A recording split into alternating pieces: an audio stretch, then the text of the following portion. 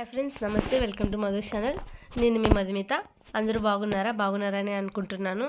నాకు కొంచెం హెల్త్ బాగాలేకపోవడం వల్ల రెగ్యులర్గా వీడియోస్ అయితే పెట్టలేకపోయాను. ఇంకా నుంచి పెడతాను.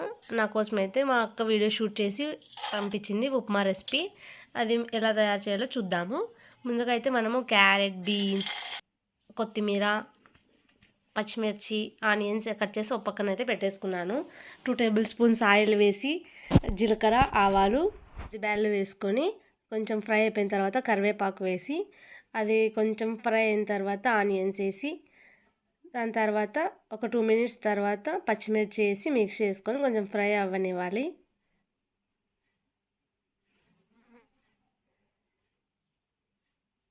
ఆ తర్వాత క్యారెట్, బీన్స్ అయితే వేస్తున్నాను. చిన్నగా కట్ చేసుకుంటే మనకి తొందరగా ఫ్రై అయిపోతుంది.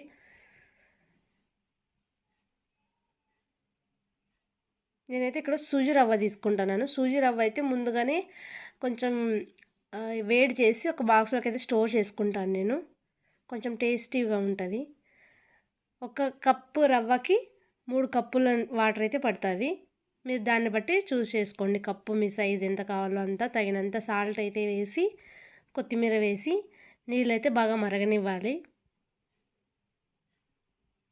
ఆ తర్వాత ఒక చేత్తో రవ్వ వేస్తూ ఒక చేత్తో కలపాలి, లేదంటే ఉంట కడుతుంది. సో బాగా కలపాలి.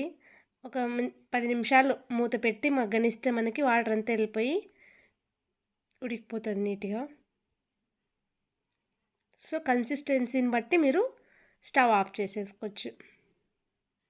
సో ఫైనల్గా మనం పెరుగుతో, చట్నీతో, పొడితో, పికిల్తో తినచ్చు. చాలా టేస్టీగా ఉంటుంది.